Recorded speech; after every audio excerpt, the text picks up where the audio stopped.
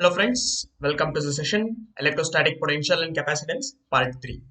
So now last session ಅಲ್ಲಿ ಏನು ಕಲ್ತಿದ್ವಿ potential energy ಅಂದ್ರೆ ಏನು electric potential due to two ion system of charges equipotential surface electrostatic shielding polar and non-polar molecules dielectric and polarization. So ನಾವು ಇವತ್ತೇನು ಕಲಿಯೋಣ ಅಂದ್ರೆ electric polarization, dielectric breakdown, capacitance and capacitor, parallel plate capacitor, capacitor with dielectric, energy stored in capacitor and energy density. So first electric polarization. So ನಾವು last session ಅಲ್ಲಿ polarization ಅಂದ್ರೆ ಏನಂತ ನೋಡಿದ್ವಿ. So polarization ಅಂದ್ರೆ ಏನು, ಯಾವುದೇ ಒಂದು ಡೈಎಲೆಕ್ಟ್ರಿಕ್ ನಾವು ಎಕ್ಸ್ಟರ್ನಲ್ ಎಲೆಕ್ಟ್ರಿಕ್ ಫೀಲ್ಡ್ ಅಲ್ಲಿ ಇಟ್ಟಾಗ ಸೊ ಒಳಗಡೆ ಇರೋ ಡೈಪೋಲ್ಸ್ ರ್ಯಾಂಡಮ್ ಡೈರೆಕ್ಷನ್ ಅಲ್ಲಿ ಇರ್ತವೆ. ಸೊ ನಾವು ಏನಾದ್ರೂ ಅದನ್ನ ಎಕ್ಸ್ಟರ್ನಲ್ ಎಲೆಕ್ಟ್ರಿಕ್ ಫೀಲ್ಡ್ ಅಲ್ಲಿ ಇಟ್ಟಾಗ ಆ ರ್ಯಾಂಡಮ್ ಡೈರೆಕ್ಷನ್ ಅಲ್ಲಿರೋ ಡೈಪೋಲ್ಸ್ ಎಲ್ಲಾ ಡೈಪೋಲ್ಸ್ ತಿರ್ಕೊಂಡ್ಬಿಟ್ಟು ಎಲೆಕ್ಟ್ರಿಕ್ ಫೀಲ್ಡ್ ನ ಡೈರೆಕ್ಷನ್ ಅಂತಾನೆ ತಿರ್ಕೊಂತವೆ. ಸೊ ಆ ಪ್ರೊಸೆಸ್ ನ ನಾವು ಆ ಬಿಹೇವಿಯರ್ ನ ನಾವು ಪೋಲರೈಸೇಷನ್ ಅಂತ ಕರಿತೀವಿ. ಸೊ ಎಲೆಕ್ಟ್ರಿಕ್ ಪೋಲರೈಸೇಷನ್, ಸೊ ಇದರ ವ್ಯಾಲ್ಯೂ ಏನಿರುತ್ತೆ ಅಂದ್ರೆ it is a net dipole moment per unit volume. So ಎಷ್ಟು ಡೈಪೋಲ್ ಮೂಮೆಂಟ್ಸ್ ಇರುತ್ತೋ that divided by unit volume. So electric dielectric ನ volume. So polarization P is equal to net dipole moment divided by volume, where polarization is directly proportional to electric field. So ನಾವೆಷ್ಟು electric field ನ ಹಾಕಿರ್ತೀವೋ ಅಷ್ಟು polarisation ಆಗುತ್ತೆ. Electric field ಜಾಸ್ತಿ ಇದ್ದಂಗೆಲ್ಲ ಜಾಸ್ತಿ dipoles electric field ನತ್ತ ತಿರ್ಕೋತವೆ. ಈ ಏನೋ ಪ್ರೊಪೋರ್ಷನಾಲಿಟಿ ನಾವು ತೆಗೆದು ಕಾನ್ಸ್ಟೆಂಟ್ ನ ಹಾಕಿದಾಗ so P will be is equal to this ಈ ಸಿಂಬಲ್ ಎಕ್ಸ್ ಇ ಅನ್ನೋದು ಸಸೆಪ್ಟಿಬಿಲಿಟಿ ಅಂತ. ಸೊ ಸಸೆಪ್ಟಿಬಿಲಿಟಿ ಅಂದ್ರೆ ಏನಂದ್ರೆ ಅದು ಡೈಎಲೆಕ್ಟ್ರಿಕ್ ನ ಒಂದು ಕ್ಯಾರೆಕ್ಟರಿಸ್ಟಿಕ್. ನಾವು ಅದರ ಎಕ್ಸಾಕ್ಟ್ ಮೀನಿಂಗ್ ಏನಂದ್ರೆ ಸೊ ಎಷ್ಟು ವ್ಯಾಲ್ಯೂ ಜಾಸ್ತಿ ಇದ್ರೆ ಎಷ್ಟು ವ್ಯಾಲ್ಯೂ ಜಾಸ್ತಿ ಇರುತ್ತೋ ಸಸೆಪ್ಟಿಬಿಲಿಟಿದು ಅಷ್ಟು ಡೈಪೋಲ್ಸ್ ಎಲೆಕ್ಟ್ರಿಕ್ ಫೀಲ್ಡ್ ಕಡೆ ತಿರ್ಕೋತವೆ ಅಂತ. ಸೊ ಪೋಲರೈಸೇಷನ್ ಎಷ್ಟು ಜಾಸ್ತಿ ಇರುತ್ತೆ ಅನ್ನೋದನ್ನ ಈ ಕಾನ್ಸ್ಟೆಂಟ್ ನಮಗೆ ತಿಳಿಸುತ್ತೆ.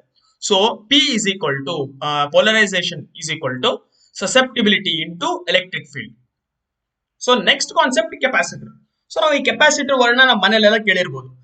ಹೇಳ್ತೀವಿ ಏನಾದ್ರು ಟಿವಿ ಏನಾದ್ರು ಸುಟ್ಟು ಹೋದ್ರೆ ಒಳಗಡೆ ಕೆಪಾಸಿಟರ್ ಬರ್ನ್ ಆಗಿರತ್ತೆ ನೋಡಿ ಅಂತ ಹೇಳ್ತಾರೆ.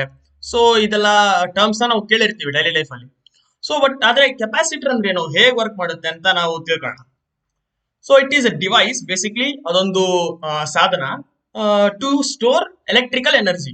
ಸೊ ಎಲೆಕ್ಟ್ರಿಕಲ್ ಎನರ್ಜಿನ ಸ್ಟೋರ್ ಮಾಡಕ್ಕೆ ಇರ್ತಕ್ಕಂತ ಒಂದು device.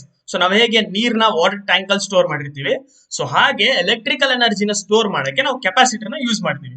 So electrical energy capacitor ಹೇಗೆ ಸ್ಟೋರ್ ಆಗಿರುತ್ತೆ ಅದನ್ನ ನಾವು ನೆಕ್ಸ್ಟ್ ನೋಡೋಣ, ಈ ಲೆಸನ್ ಅಲ್ಲಿ ಹೋಗ್ತಾ ನೋಡೋಣ.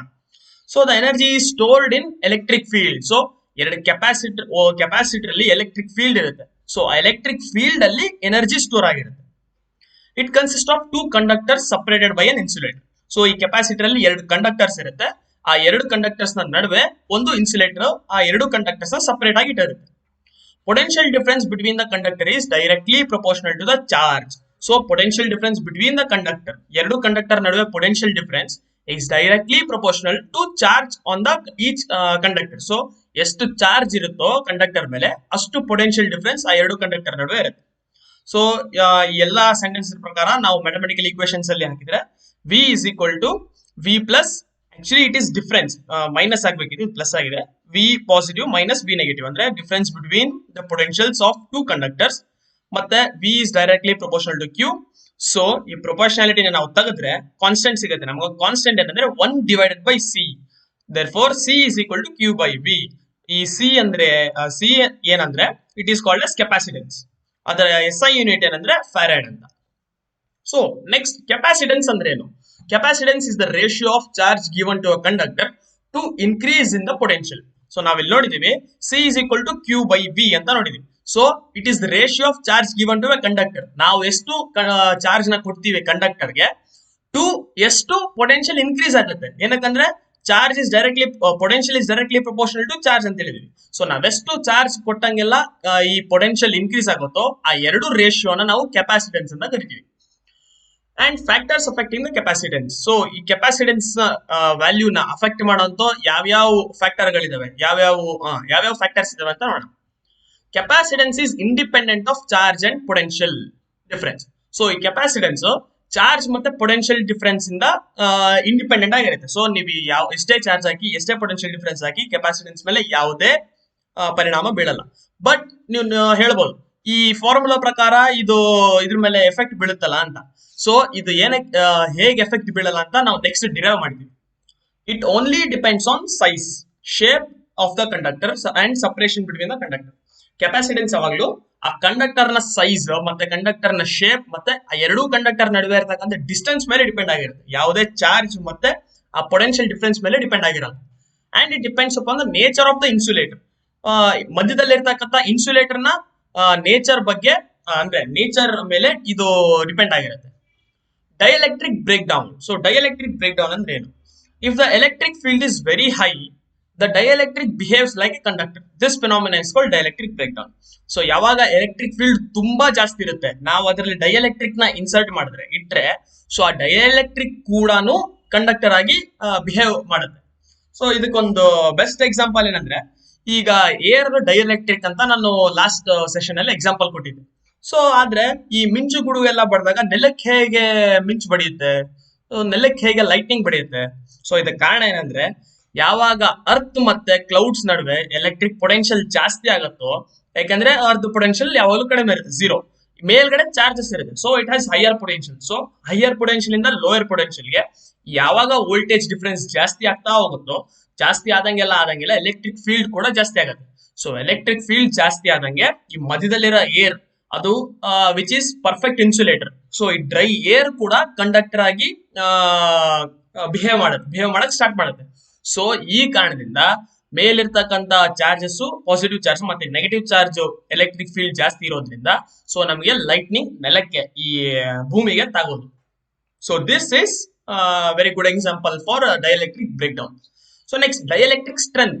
ಸೊ ಆ ಡೈಎಲೆಕ್ಟ್ರಿಕ್ ಕೂಡ ಒಂದು ಸ್ಟ್ರೆಂತ್ ಇರುತ್ತೆ. ಸೊ ಅದನ್ನ ಹೇಗೆ ಡಿಫೈನ್ ಮಾಡ್ತೀವಿ ಅಂದ್ರೆ, the maximum electric field that can be applied so that dielectric does not break down. So ನಾವೆಷ್ಟು ಮ್ಯಾಕ್ಸಿಮಮ್ ಎಲೆಕ್ಟ್ರಿಕ್ ಫೀಲ್ಡ್ ನ ಅಪ್ಲೈ ಮಾಡಿದ್ರೆ ಆ ಡೈಎಲೆಕ್ಟ್ರಿಕ್ ಬ್ರೇಕ್ ಆಗಬಾರ್ದು.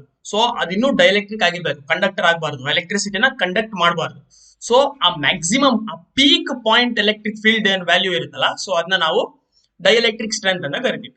So next 1 farad. So 1 farad ಅಂದ್ರೆ ಏನು? Capacitance is said to be 1 farad if 1 coulomb is charge given to a conductor increases the potential by 1 volt. So ನಾವು ಈ ಕೆಪಾಸಿಟರ್ಗೆ 1 coulomb charge ನ ಹಾಕಿದ್ರೆ ಅದು ಪೊಟೆನ್ಶಿಯಲ್ ನ 1 ವೋಲ್ಟ್ ಅಷ್ಟು ಇನ್ಕ್ರೀಸ್ ಮಾಡಬೇಕು. ಸೊ ಅದನ್ನ ನಾವು 1 ಫ್ಯಾರಡ್ ಅಂತ ಕರಿತೀವಿ. Next parallel plate capacitor. So ಈ ಕೆಪಾಸಿಟರ್ ಅಲ್ಲಿ ಒಂದು ಟೈಪ್ ಇದೆ, ಪ್ಯಾರಲಲ್ ಪ್ಲೇಟ್ ಕೆಪಾಸಿಟರ್ ಅಂತ. ಸೊ ಈ ಪ್ಯಾರಲಲ್ ಪ್ಲೇಟ್ ಕೆಪಾಸಿಟರ್ ಅಂದ್ರೆ ಏನು? Parallel plate capacitor consist of 2 large plane parallel conducting plates separated by a small distance. So ಎರಡು ಪ್ಲೇಟ್ಗಳು ಪ್ಯಾರಲಲ್ ಆಗಿರ್ತವೆ ಒಂದಕ್ಕೊಂದು. ಮತ್ತೆ ಆ ಎರಡರ ನಡುವೆ ಸ್ವಲ್ಪ ಡಿಸ್ಟೆನ್ಸ್ ಆಗಿ ನಾವು ಸಪರೇಟ್ ಮಾಡಿಟ್ರೆ, ಸ್ವಲ್ಪ ಡಿಸ್ಟೆನ್ಸ್ ಅಲ್ಲಿ ಸಪರೇಟ್ ಮಾಡಿಟ್ರೆ, ಸೊ ಈ ಸಿಸ್ಟಮ್ ನಾವೇನಂತ ಕರಿತೀವಿ? ಪ್ಯಾರಲಲ್ ಪ್ಲೇಟ್ ಕೆಪಾಸಿಟರ್ ಅಂತ ಕರಿತೀವಿ. ಸೊ ಇದನ್ನ ನಾವು ಡಿರೈವ್ ಮಾಡೋಣ, ಇಷ್ಟು ಎಲೆಕ್ಟ್ರಿಕ್ ಫೀಲ್ಡ್ ಮಿಡಲ್ ಇರುತ್ತೆ ಅಂತ. ಸೊ ಈ ಎರಡು parallel plate capacitor separation D distance ಇದೆ. ಒಂದಕ್ಕೆ ಪಾಸಿಟಿವ್ ಚಾರ್ಜ್, ಇನ್ನೊಂದಕ್ಕೆ negative charge. So positive charge negative charge ಇದ್ದಾಗ ಎಲೆಕ್ಟ್ರಿಕ್ ಫೀಲ್ಡ್ ಇರುತ್ತೆ. ಇದಕ್ಕೆ ಪ್ಲಸ್ ಸಿಗ್ಮಾ ಅಂದ್ರೆ ಸರ್ಫೇಸ್ ಚಾರ್ಜ್ ಡೆನ್ಸಿಟಿ, ಇಲ್ಲಿ ಮೈನಸ್ ಸಿಗ್ಮಾ ಅಂದ್ರೆ negative surface charge density. So ಈ 3 ಪಾಯಿಂಟ್ ನ ನಾವು ಕನ್ಸಿಡರ್ ಮಾಡೋಣ. 2 ಪಾಯಿಂಟ್ ಹೊರಗಡೆ, 1 ಪಾಯಿಂಟ್ 2 ಪ್ಲೇಟ್ ನ ನಡುವೆ.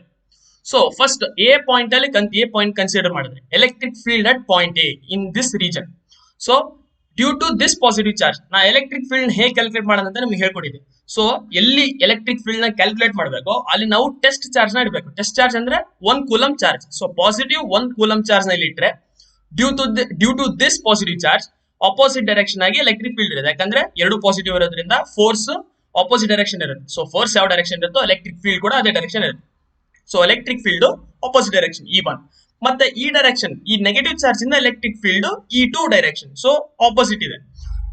ಸೊ therefore ಎರಡು ಆಪೋಸಿಟ್ ಇರೋದ್ರಿಂದ E1 ಮೈನಸ್ E2 ಅಂದ್ರೆ sigma by 2 epsilon naught minus sigma by 2 epsilon naught. So ನಾವ್ ಇದನ್ನ ಲಾಸ್ಟ್ ಸೆಷನ್ ಅಲ್ಲಿ ಡಿರೈವ್ ಮಾಡಿದ್ವಿ. Electric field due to infinitely long thin sheet ಅಂತ. ಸೊ ಅದ್ರ ಪ್ರಕಾರ ನಾವು ಈ ಎಲೆಕ್ಟ್ರಿಕ್ ಫೀಲ್ಡ್ ನ ಸಿಗ್ಮಾ ಬೈ 2 ಎಪ್ಸಿಲಾನ್ ನಾಟ್ ಅಂತ ಬರೀತೀವಿ. So finally it will be 0, ಎರಡು ಕ್ಯಾನ್ಸಲ್ ಆಗುತ್ತೆ. ಅದೇ ರೀತಿ ಈ ಸೆಕೆಂಡ್ ರೀಜನ್ ಅಲ್ಲೂ ಎಲೆಕ್ಟ್ರಿಕ್ ಫೀಲ್ಡ್ ಕ್ಯಾನ್ಸಲ್ ಆಗಿ 0 ಆಗುತ್ತೆ. ಬಟ್ ಈ ಥರ್ಡ್ ರೀಜನ್ ಅಲ್ಲಿ ಎರಡೂ ಒಂದೇ ಡೈರೆಕ್ಷನ್ ಅಲ್ಲಿ ಇರೋದ್ರಿಂದ ಎರಡು ಆಡ್ ಮಾಡಿದ್ರೆ ನಮ್ಗೆ ಏನ್ ಸಿಗುತ್ತೆ? Electric field is equal to sigma by epsilon naught. Next we know that E is equal to dv by dx. ಸೊ ನಾವು ಇದನ್ನು ಕ್ಯಾಲ್ಕುಲೇಟ್ ಮಾಡಿದ್ವಿ. Actually negative dv by dx ಬರಬೇಕು, ಬಟ್ ನಾವು ಮ್ಯಾಗ್ನಿಟ್ಯೂಡ್ ತಗೊಳ್ಳೋದ್ರಿಂದ E is equal to electric field is equal to dv by dx. So totally E is equal to v by d distance. But sigma is equal to charge per unit area. ಇದು ನಿಮ್ಗೆ ಗೊತ್ತಿರೋದು. So ನಾವು ಇದನ್ನ substitute ಮಾಡಿದ್ರೆ ಕೊನೆಗೆ ಏನ್ ಸಿಗುತ್ತೆ? V divided by d is equal to q by epsilon naught a. So q by v which is equal to epsilon naught a by d. So q by v ಅಂದ್ರೇನು? C. So capacitance is equal to epsilon naught A by D. So ಇಲ್ಲಿ ನೋಡಿ, ನಾನು ಆಗ್ಲೇ ಹೇಳಿದ ಪ್ರಕಾರ capacitance only depends upon area and separation of distance between them. ಮತ್ತೆ ಏನು dielectric ಇದ್ರೆ ಆ ಡೈಎಲೆಕ್ಟ್ರಿಕ್ ನೇಚರ್. ಸೊ ಅಕಸ್ಮಾತ್ ನಾವೇನಾದ್ರು ಈ ನಾವು ಡಿರೈವ್ ಮಾಡಿದಾಗ ಮಿಡ್ಲ್ ಅಲ್ಲಿ ಏನು ಡೈಎಲೆಕ್ಟ್ರಿಕ್ ಇರಲಿಲ್ಲ, ಬರೀ ಏರ್ ಇತ್ತು. ಸೊ ಈ ಟೈಮಲ್ಲಿ ನಾವು ಎಕ್ಸ್ಟರ್ನಲ್ ಒಂದು ಡೈಎಲೆಕ್ಟ್ರಿಕ್ ಪೀಸ್, ಇನ್ಸುಲೇಟರ್ ಪೀಸ್ ನಾವು ಇಟ್ಟರೆ ಅದರ ಡೈಎಲೆಕ್ಟ್ರಿಕ್ ಕಾನ್ಸ್ಟೆಂಟ್ ಕೆ ಅಂತ ಕನ್ಸಿಡರ್ ಮಾಡಿದ್ರೆ, so it will be capacitance in the of the medium including the medium which is equal to K times epsilon naught A by D. So K times epsilon naught A by D ಅಂದ್ರೆ C. ಈ C value ಎಷ್ಟು ಅಂದ್ರೆ ಈ dielectric ನಾವು ತೆಗೆದ್ರೆ ಎಷ್ಟು capacitance ಇರುತ್ತೋ so ಅಷ್ಟು capacitance value C. So total capacitance will be equal to K times ಅಂದ್ರೆ ಡೈಎಲೆಕ್ಟ್ರಿಕ್ ಟೈಮ್ಸ್ ನಾವು dielectric times the capacitance which is having no dielectric. So next, capacitance with dielectric medium. So now we time capacitance with dielectric medium. ಇದನ್ನ ನಾವು prove ಮಾಡೋಣ ಹೇಗೆ k times c ಆಗುತ್ತೆ ಅಂತ. So em is equal to sigma minus sigma p by epsilon naught. So ಇದು ಹೇಗಂದ್ರೆ ನಾವು dielectric ಇಡಕ್ಕಿಂತ ಮುಂಚೆ there will be electric field. So next ನಾವು ಅದರಲ್ಲಿ ಆ ಎಲೆಕ್ಟ್ರಿಕ್ ಫೀಲ್ಡ್ ಅಲ್ಲಿ ಡೈಎಲೆಕ್ಟ್ರಿಕ್ ಇಟ್ಟರೆ ನಾನು ಹೇಳಿದ್ದೆ ಪೋಲರೈಸೇಷನ್ ನಡೆಯುತ್ತೆ. ಸೊ ಪೋಲರೈಸೇಷನ್ ಏನಕ್ಕಂದ್ರೆ ಇಲ್ಲಿ ಪಾಸಿಟಿವ್ ಚಾರ್ಜ್ ಇರೋದ್ರಿಂದ ನೆಗೆಟಿವ್ ಸೈಡ್ ಡೈಪೋಲ್ ಅಲ್ಲಿರೋ ನೆಗೆಟಿವ್ ಸೈಡ್ ಈ ಸೈಡ್ ತಿರ್ಕೋತವೆ, ಮತ್ತೆ ಪಾಸಿಟಿವ್ ಈ ಸೈಡ್ ತಿರ್ಕೋತವೆ, ಯಾಕಂದ್ರೆ ಇಲ್ಲಿ ನೆಗೆಟಿವ್ ಚಾರ್ಜ್ ಇರುತ್ತೆ. ಸೊ ಟೋಟಲ್ ಎಲೆಕ್ಟ್ರಿಕ್ ಫೀಲ್ಡ್ ಎಷ್ಟಿರುತ್ತೆ ಅಂದ್ರೆ ಮುಂಚೆ ಇರಕ್ಕಂತ electric field minus this polarised electric field, ಯಾಕಂದ್ರೆ ಎರಡೂ ಅಪೋಸಿಟ್ ಡೈರೆಕ್ಷನ್ ಇರುತ್ತೆ. ಸೊ ಇಲ್ಲಿ ನೋಡಿ, ಈ ಪಾಸಿಟಿವ್ ಇಂದ ನೆಗೆಟಿವ್ ಹೀಗಿದ್ರೆ ಅದೇ ಈ ಡೈಎಲೆಕ್ಟ್ರಿಕ್ ಅಲ್ಲಿ ಆಪೋಸಿಟ್ ಇದೆ ಈ ಕಡೆ, ಯಾಕಂದ್ರೆ ಈ ಸೈಡ್ ಪಾಸಿಟಿವ್, ಇದು ಪಾಸಿಟಿವ್ ಇಂದ negative side. So E naught minus EP. So EM electric field, total net electric field is equal to sigma by K epsilon naught, which is equal to sigma by epsilon naught minus sigma P by epsilon naught. So finally ನಮಗೆ ಏನು ಸಿಗುತ್ತೆ? sigma by K is equal to sigma by K is equal to sigma minus sigma P. So ಇದನ್ನ ನಾವು use ಮಾಡಿದ್ರೆ sigma minus sigma P is equal to sigma by K. Therefore EM which is equal to sigma by K epsilon naught. So EM is equal to Q by K times A into epsilon naught. ಯಾಕಂದ್ರೆ sigma ಅಂದ್ರೆ charge per unit area. Therefore which is equal to V is equal to Q into D divided by K into epsilon naught. So V is equal to E into distance. Hence which is equal to Q divided by V. ನಾವು ಇದನ್ನ ಕೆಳಗೆ ತಗೊಂಡ್ರೆ K into A times epsilon naught by D. So epsilon naught A by D ಅಂದ್ರೆ ನಮ್ಗೆ ಗೊತ್ತು which is capacitance. Q by V ಅಂದ್ರೆ that is capacitance of the medium, which is equal to K times C. So next, energy stored in the capacitor. ನಾನು ನಿಮ್ಗೆ ಹೇಳಿದ್ದೆ capacitor ನ energy store ಮಾಡಕ್ use ಮಾಡ್ತಾರೆ ಅಂತ. ಸೊ ಎನರ್ಜಿ ಎಷ್ಟಿರುತ್ತೆ ಅಂತ ನಾವು ಕ್ಯಾಲ್ಕುಲೇಟ್ ಮಾಡೋಣ. ಈಗ ಒಂದು ಸಿಂಪಲ್ ಸರ್ಕ್ಯೂಟ್. ಸೊ ಒಂದು ಕೆಪಾಸಿಟರ್ ಮತ್ತೆ ಅದಕ್ಕೆ ಒಂದು ಬ್ಯಾಟ್ರಿ ಕನೆಕ್ಟ್ ಮಾಡ್ತೀನಿ, ವೋಲ್ಟೇಜ್ ಸೋರ್ಸ್. ಸೊ ಇಲ್ಲಿ ಒಂದು ಸಣ್ಣ ಚಾರ್ಜ್ ನಾವು ಮೂವ್ ಮಾಡ್ಬೇಕಂದ್ರೆ ನಾನು ಹೇಳಿದ್ದೆ ಪಾಸಿಟಿವ್ ಚಾರ್ಜ್ ಯಾವತ್ತು ಹೈಯರ್ ಪೊಟೆನ್ಶಿಯಲ್ ಇಂದ ಲೋಯರ್ ಪೊಟೆನ್ಶಿಯಲ್ ಬರುತ್ತೆ ಅಂತ. ಬಟ್ ಇಲ್ಲಿ ನೋಡಿ ಏನಾಗ್ತಾ ಇದೆ, ಸೊ ನೆಗೆಟಿವ್ ಈ ಪಾಸಿಟಿವ್ ಚಾರ್ಜ್ ನಾವು ಲೋಯರ್ ಪೊಟೆನ್ಶಿಯಲ್ ಇಂದ ಹೈಯರ್ ಪೊಟೆನ್ಶಿಯಲ್ ಗೆ ಮೂವ್ ಮಾಡಬೇಕು. ಸೊ ನಾವು ಸ್ವಲ್ಪ ವರ್ಕ್ ಮಾಡ್ಬೇಕಾಗುತ್ತೆ. ಎಕ್ಸ್ಟ್ರಾ ವರ್ಕ್ ಮಾಡಿದ್ರೆ ನಮ್ಗೆ ಈ ಚಾರ್ಜ್ ನ ಈ ಸರ್ಕ್ಯೂಟ್ ಮುಖಾಂತರ ನಾವು ಪಾಸ್ ಮಾಡಬಹುದು. ಸೊ ಆ ವರ್ಕ್ ಎಷ್ಟಂದ್ರೆ dw is equal to dq into v dash.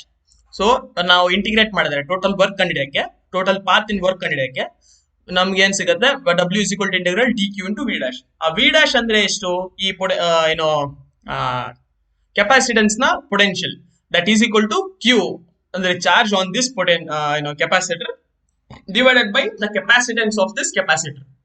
So total work is equal to 0 to q charge. So first initial 0 ಇರುತ್ತೆ, ನಾವು ಚಾರ್ಜ್ ಮಾಡಿದ ಮೇಲೆ ಈ ಕೆಪಾಸಿಟರ್ ಮೇಲೆ ಚಾರ್ಜ್ q ಬರುತ್ತೆ. So 0 to q q divided by c dq. ನಾವು integrate ಮಾಡಿದ್ರೆ ನಮಗೆ ಏನ್ ಸಿಗುತ್ತೆ, w is equal to q square by 2c. ಇದನ್ನ ನಾವು ಇನ್ನೊಂದು formula ಬರೀಬಹುದು, q square by 2c ಅಂದ್ರೆ q ಅಂದ್ರೆ c into v. So c square v square by 2c which is equal to half cv square. So ಇದರ ಇನ್ನೊಂದು ರೂಪ half into Q V. ನಾವು ಯಾವುದೇ ಮೂರು ಫಾರ್ಮಲ್ ಕೂಡ ಬರೀಬಹುದು. ಸೊ ನಮಗೆ ಇದು ಕ್ಯಾಲ್ಕುಲೇಷನ್ ಮಾಡಬೇಕಾದ್ರೆ ತುಂಬಾ ಹೆಲ್ಪ್ ಆಗುತ್ತೆ. ಯಾವಾಗ ಗಿವನ್ ಚಾರ್ಜ್ ಮತ್ತೆ ಕೆಪಾಸಿಟೆನ್ಸ್ ಕೊಟ್ಟಿದ್ರೆ ನಮಗೆ ನಾವು ಈ ಫಾರ್ಮುಲಾ ಯೂಸ್ ಮಾಡಬೇಕು. ಮತ್ತೆ ಯಾವಾಗ ನಮಗೆ ಕೆಪಾಸಿಟೆನ್ಸ್ ಮತ್ತೆ ವೋಲ್ಟೇಜ್ ಕೊಟ್ಟಿದ್ರೆ ಈ ಫಾರ್ಮುಲಾ ಯೂಸ್ ಮಾಡಬೇಕು. ಯಾವಾಗ ಚಾರ್ಜ್ ಮತ್ತೆ ವೋಲ್ಟೇಜ್ ಕೊಟ್ಟಿದ್ರೆ ಈ ಫಾರ್ಮುಲಾನ ನಾವು ಯೂಸ್ ಮಾಡಬೇಕು. ಸೊ ಎಷ್ಟು ವರ್ಕ್ ಮಾಡಿರ್ತೀವೋ ಅಷ್ಟೇ ಎನರ್ಜಿ ಈ ಸಿಸ್ಟಮ್ ಅಲ್ಲಿ ಸ್ಟೋರ್ ಆಗಿರುತ್ತೆ. So that which is work done is equal to potential energy. Potential work done by the battery is equal to Q charge into V potential difference. But it is stored in the capacitor as half QV, remaining half is lost as heat. ಇಲ್ಲಿ ನೋಡಿ, actually battery ಎಷ್ಟು work ಮಾಡ್ತಿದೆ ಅಂದ್ರೆ Q into V work ಮಾಡ್ತಾ ಇದೆ. But ಇಲ್ಲೇ ನಮಗೆ ಸಿಗ್ತಾ ಇರೋದು potential energy stored in this capacitor half times Q V. ಇನ್ನೂ ಅರ್ಧ ಎಲ್ಲೋಯ್ತಂದ್ರೆ ಈ ವರ್ಕ್ ಮಾಡಬೇಕಾದ್ರೆ ಸ್ವಲ್ಪ ಹೀಟ್ ಆಗುತ್ತೆ, ಈ ಕೆಪಾಸಿಟರ್ ಮತ್ತೆ ಈ ಸರ್ಕ್ಯೂಟ್ ಹೀಟ್ ಆಗ್ಬಿಟ್ಟು ಆ ಹೀಟ್ ಎನರ್ಜಿ ಆಗಿ ಅರ್ಧ ಎನರ್ಜಿ ಲಾಸ್ ಆಗುತ್ತೆ. ಸೊ ನಮಗೆ ಫೈನಲಿ ಉಳಿಯೋದೆಷ್ಟು? Half times Q V. Next energy density. Energy density ಅಂದ್ರೆ total energy stored in that capacitor divided by volume of that capacitor. So energy ಎಷ್ಟಿರುತ್ತೆ? half into CV square divided by A into D, ಅಂದ್ರೆ area of that capacitor plate into distance between them. So ನಾವು ಇದನ್ನ expand ಮಾಡಿ ಬರೆದ್ರೆ C ಅಂದ್ರೆ ನಮ್ಗೆ ಗೊತ್ತು epsilon naught A divided by D V square divided by AD. So A cancel ಆಗುತ್ತೆ, ನಮ್ಗೆ ಏನ್ ಸಿಗುತ್ತೆ finally? Half epsilon naught V by D the whole square. So V by D ಅಂದ್ರೇನು? Electric field. Therefore energy density is equal to half into epsilon naught E square. So friends, ಇವತ್ತಿನ session ನಾವು ಇಲ್ಲೇ ಮುಗಿಸೋಣ. ನಾವು next session ಅಲ್ಲಿ continue ಮಾಡೋಣ. Thank you.